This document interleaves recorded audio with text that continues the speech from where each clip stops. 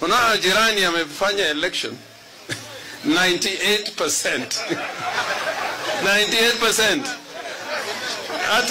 Hata kuna jamaa mmoja kutoka Sudan alikuwa anauliza Ibrahim ambao ni mfanyabiashara anajulikana sana.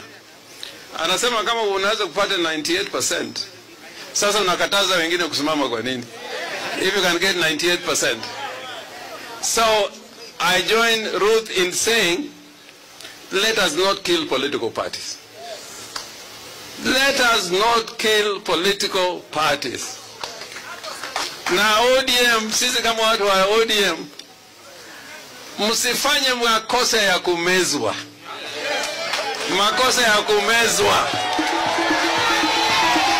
Makosa ya kumezwa. Makosa ya kumezwa. KADU ilimezwa. PNU ilimezwa. DP ilimezwa. Jubilee karibu imezwe. In a strong Kenya to come, we need a strong Wiper.